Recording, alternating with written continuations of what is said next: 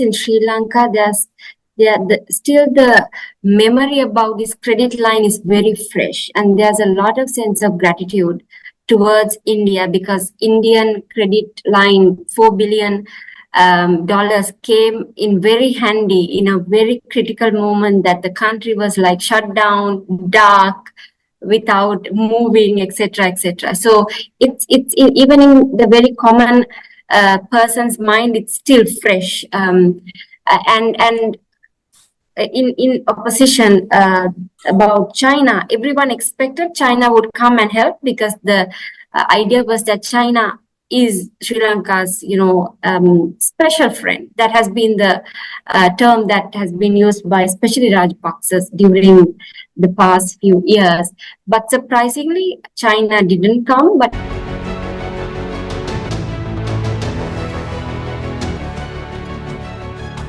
welcome to Khanversations. I'm Muqtedar Khan, your host, and as you can see, I have with me Dr. Pavitra Jayawardene. She's a senior lecturer at the Department of International Relations in the University of Colombo, all the way from Sri Lanka.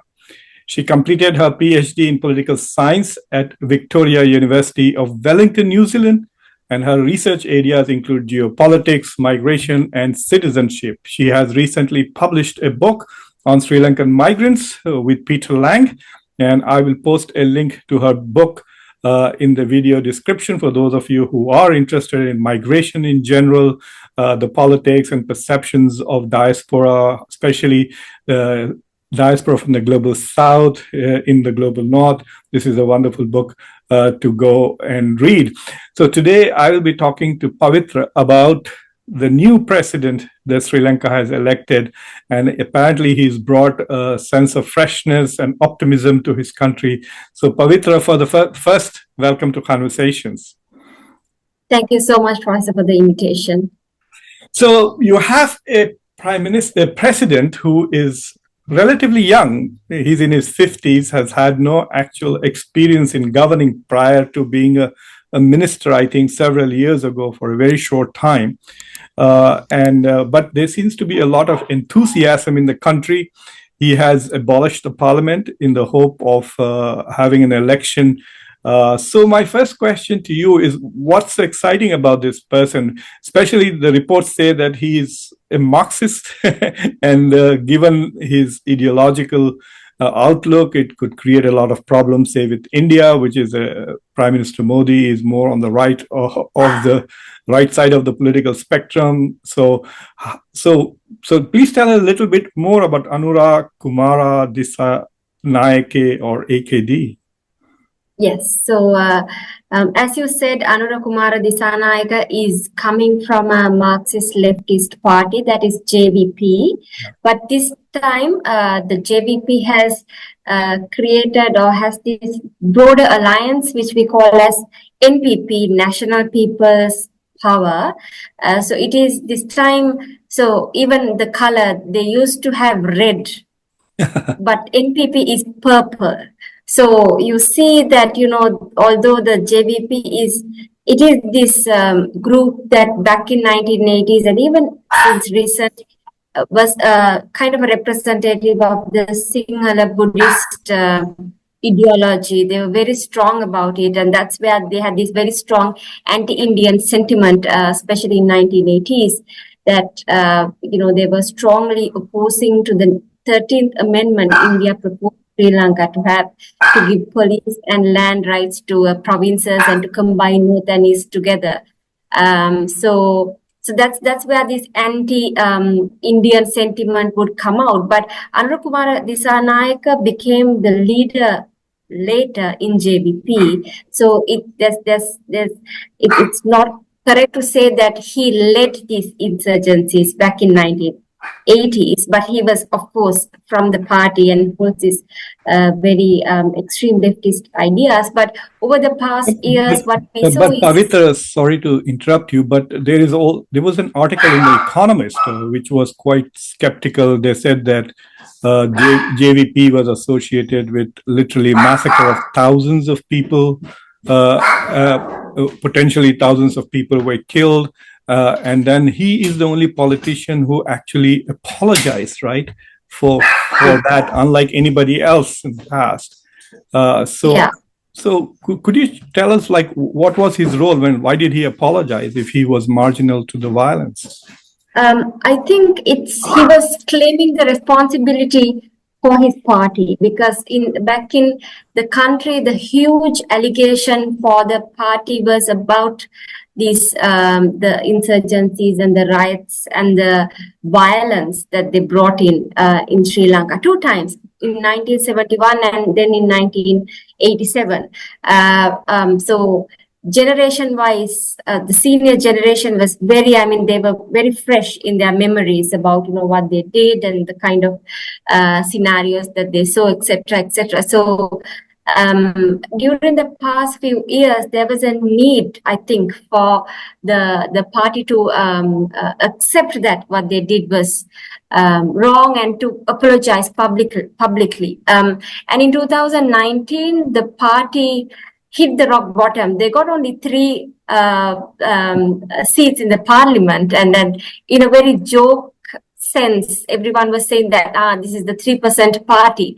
This was the third party in the hierarchy in Sri Lanka. So there was I think they saw the need to reform internally as well as externally. So that's where I think they sort of broadened their alliances and kind of strategically try to respond to these critiques rather than escaping them in a very serious way. And that's where I think Anura Kumara Dissanayake, we popularly call him as AKD, decided to publicly apologize for it, although he himself was marginally associated with the times, because it was in 1971 and 1987. Yeah. And now when you look at it, what the party that is in power right now, which is NPP, although the main party who brought all these, different parties, civil societies together was JVP, it was NPP who got this huge attention and attraction from the people. And they are more sort of pragmatic, and although left-leaning, but more sort of pragmatic options that they would provide. And it's very interesting. I often get fascinated by thinking about the choice of the color that they chose. It's not red. It's kind of diluting from red, purple. So that's the kind of a background that I would like to give about AKD. Although, he was in politics for a long time, but as you said, he was a minister for a very short period of time as the Minister of Agriculture, and he delivered very well in this very short period. And that this was the only experience he would go back and show people that, see, this is how I and some of his other colleagues worked back in, I think, early 2000s or so. Yeah. So that is the only very brief period that they could show people that this is how we govern. But they have been in the parliament for a long time. They know, they were in all these, committees and other groups. So they know politics, but they were not in power actively. In the US, the Republicans are red and Democrats are blue, but the battleground states, we color them purple because they can swing either way. So it's interesting that he's basically saying that we are diluting our ideological position and moving away from Marxism. Let's talk a little bit about his challenges, right? So clearly he made 2 promises, that he's going to fight for corruption, which is rampant in Sri Lanka. So he's going to end corruption. I don't know how people can end corruption automatically. It's not like a switch you can turn off. But he said, yes, he would take steps against corruption, new law. But he also promised to some extent about restructuring the IMF debt during the election campaign. But now the signals that we are getting is because he has not replaced the central bank director, he has not replaced the finance secretary, the main negotiators for Sri Lanka with IMF. So it appears, at least some experts are speculating that this part of the promise he might not be able to keep, and so he will have to continue with basically the conditions that IMF has imposed for their loans, which are very tough, isn't it? It's causing a lot of basic pain and agony for ordinary people. Yeah. So actually, Professor, even in the campaign, what they were suggesting was that they were very clear, even during the campaign, they were very clear that they would not completely go away from the IMF program. What they said was that they will try their best, and they believe that is possible to convince IMF to slightly change certain arrangements in the coming rounds. That's what they said. They were different from other. There was another leftist movement in Sri Lanka, so who were very quite radical in suggesting IMF anti-IMF kind of arrangements. But NPP was very strategic in that sense. What they were saying is that we understand that this is not the best solution, but given the conditions, there wouldn't be any other option than being in this arrangement with IMF. But we are hopeful that in the coming rounds, we would be able to renegotiate terms. That's what they said. And they were saying that the kind of principle that they would be using would be pragmatism. So that's what they are trying to do right now, and that's why they have not changed these very critical positions, although they have changed some other positions, say in some ministries and some other public institutions. And I would also want to say, while we talk about AKD, there's another very important key figure in this whole story, and that is Harini Amarasuriya, who became the new Prime Minister, right? Yeah.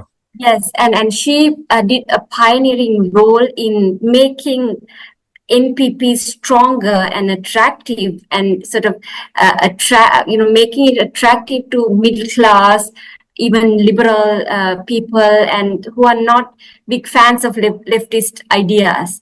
And she's an academic. I saw today the Hindu College of the New Delhi, where she got her first degree, has congratulated her, and I thought that's very interesting, because that's the kind of relationship she has with India would be something good to bring out at this point, where there's a lot of speculations are going on between the potential relationship between this government and India, and that message says that Harini was very active in kind of activism and kind of the student parliament kind of activities. The university has kind of trained by Indian environment, and so that was I found it very interested to see that the message is coming out, congratulating her, of course. But she did a very important role, as I said earlier, to kind of make the party away from the very popular allegations that JVP had related to their past history. And now, of course, if you ask, is NPP leftist? Even NPPers would say that probably we are not, because if you really look at the kind of speeches of these leaders, they strategically avoided using some keywords that have leftist connotations. They would always use very interesting language with pragmatism, strategic alliances, these kind of things.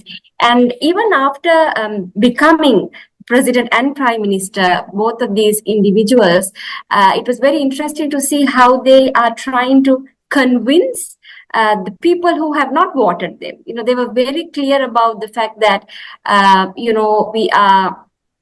and they show that they take criticism very seriously. And in his first speech, AKD mentioned that we're very happy that 42% of the country has kept faith on us, but our real challenge is to also convince the rest. And even in their campaign, they often said, because you took up this corruption matter, there's a huge trust deficit, Professor Khan, in Sri Lanka between people, citizens, and politicians, and that has become so bad that no one wants to do even politics. The word politics has become such a negative word.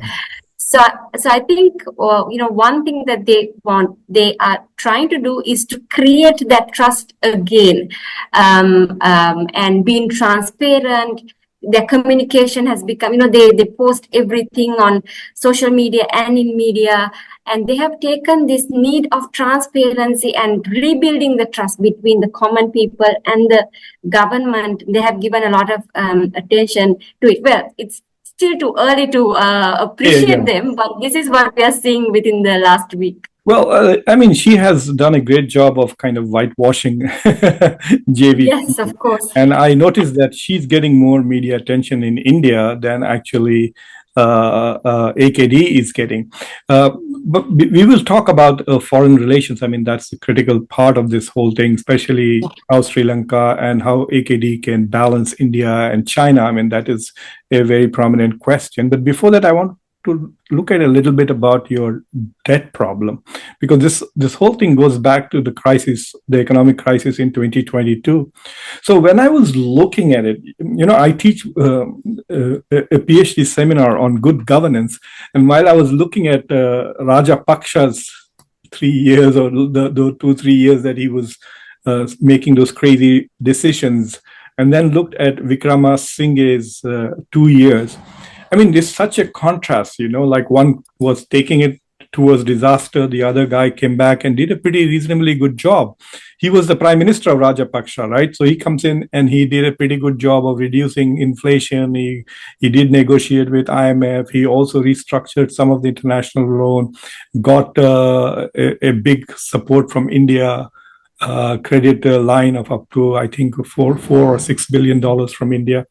So what I'm just curious about is that given the 2 years in which Vikramasinghe did such a good job of recovering and stabilizing the economy a little bit, even bringing the inflation down, which was at 70%, right? He brought it down.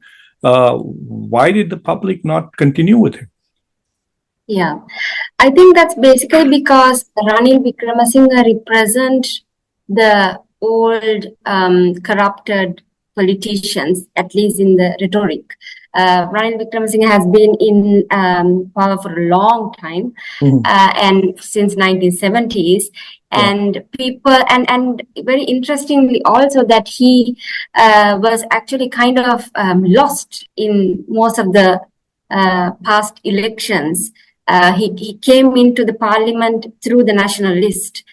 So there was this idea that people believe that he has a very strategic he has a very strategic mindset, but there's this idea that he doesn't understand, he's not sensitive to the people, and he completely so in Sri Lankan politics we had two big parties, SLFP and UNP. Ranil Vikramasinghe was the leader of the UNP for a long time, and there was a power struggle in the party, and he did not want to transfer power to anyone else. Who was the Sajith Premadasa was the forerunner with AKD this time. So Sajith Premadasa went and made a different party, leaving Ranil Vikramasinghe. So literally in the last parliament, Ranil Vikramasinghe was the only member from UNP, which was one of the biggest parties in Sri Lanka in the political history. So the idea basically was that he had to make a lot of alliances with a lot of the other corrupted politicians, and people were not happy about it. So despite to the fact that economic in terms of stabilizing the economy, yes, he did a pretty good job given the certain conditions that Sri Lanka was in, and the kind of argument that he always brought in his campaign is that I was the only one who took the responsibility of who took the burden of trying to solve the kind of the designated survivor kind of a idea that he brought it. And that was true, because there was a period that no one, AKD or Sajith Premadasa or anyone, took the responsibility to give it a try, because the conditions were that bad. So on one hand, yes, he was saying the truth, but then on the other hand, he did not have the people's attraction or favoration. I think mainly because he comes as a representation of the old corrupted politician who would do anything, who would ally with anyone, and that did not really was very appealing to the voters this year. I think the Sri Lankan voters want a reset, I guess, of their politics. They just Yeah. want to move away from the past and look for new horizons. Let's talk a little bit about foreign relations. So one of the things, when in the last, especially after the India Out campaign that happened in another tiny South Asian island near your islands. And whenever Dr. Jaishankar was asked what's happening to India's neighborhood policy, right? So he doesn't talk about Maldives, but would say, okay, look at Sri Lanka, look at our relations with Sri Lanka, look at our relations with Bangladesh. Those are the two countries with which India had really good relations. And India, well, he would talk often about the credit line that India extended to Sri Lanka, implying that when Sri Lanka had economic crisis, it was India and not China that came to Sri Lanka's help. How true is that? And do Sri Lankans recognize this fact that India came and helped Sri Lanka when Sri Lanka was in economic crisis, unlike China? And of course, the talk that one of the reasons why Sri Lanka was in economic trouble is because of this debt diplomacy of China. So China is causing economic problems to Sri Lanka, while India is trying to solve Sri Lanka's economic problems. But now you have AKD, who is traditionally, historically, was seen as more pro-China, right? He has a reputation of being ideologically aligned with China because he's Marxist. But he also has a reputation of being pro-China. So now that he has become the president of Sri Lanka, how do you think his pragmatism will help him balance this India, China, Sri Lanka triad? Yeah. So, Professor, as you said, actually, yes, in Sri Lanka, still the memory about this credit line is very fresh, and there's a lot of sense of gratitude towards India, because Indian credit line, $4 billion came in very handy in a very critical moment that the country was like shut down, dark, without moving, etc., etc. So it's even in the very common person's mind, it's still fresh, and in opposition about China, everyone expected China would come and help, because the idea was that China is Sri Lanka's, special friend. That has been the term that has been used by especially Rajapaksas during the past few years. But surprisingly, China didn't come. But one reason was, I think, is also because of the fact that although the narrative was such that Sri Lanka was trapped in this debt trap by China, it's only partly true, because, if you look at Sri Lanka's total debt, which is about, I think, $83 billion total, 37 external debt. Yeah. Yes. So only one part was about 20 or 30% was China. The rest was everyone. It was a very complicated, complex kind of stakeholders together. So, I mean, probably China did not fear, and China at that time, by 2022, wasn't actually happy with Gotabaya Rajapaksa's regime. So, because, about Gotabaya Rajapaksa, China had kind of views, because Gotabaya Rajapaksa was an American citizen. There was a lot of kind of legal issues that Gotabaya Rajapaksa had to solve before running to the parliament in Sri Lanka. So there was that idea that, Gotabaya Rajapaksa probably have more allegiance with the states. And so China wasn't happy with that particular regime. So I think when you look at how China operates, they would always have certain bilateral relations with certain individual leaders. And this period of time, China wasn't quite very, very happy with the Sri Lankan regime at the time. So I would have imagined if it was Mahinda Rajapaksa's period, situation would have been different. So China didn't come to help, no one else. So it was India who stepped in. And but then later, there's a lot of also other speculations that because of this credit line, Sri Lanka also had some other, Sri Lanka faced some other consequences, like, Sri Lanka had to sign this agreement with Adani on this, huge wind projects, which AKD said in his campaign he's going to cancel.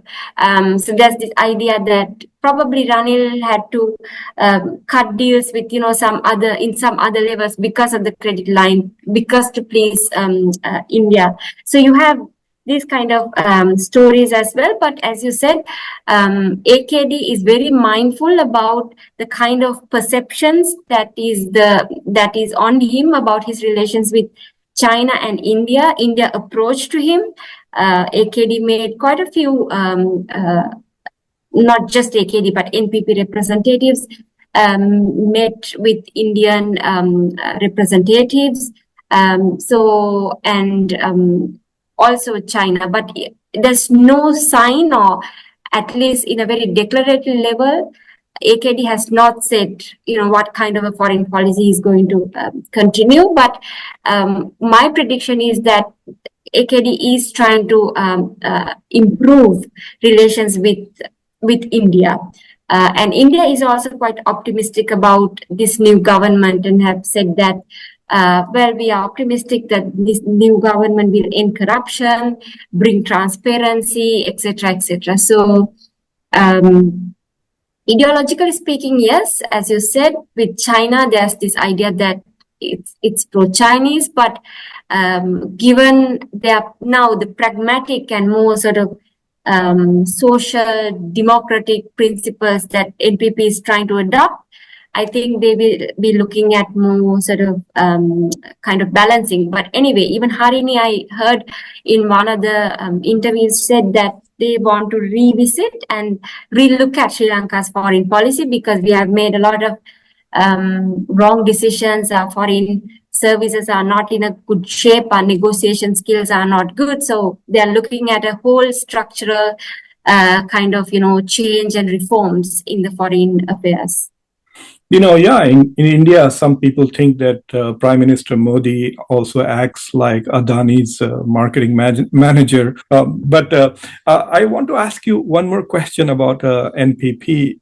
What if they don't get majority in October? What happens then? I mean, are they sure that they will get a majority? It seems that they're working hard, but it also seems that the opposition is also working hard, because now it seems that all the fragmented groups are, making alliances. There was some information that even, Ranil, Sajid, everyone together, making plans.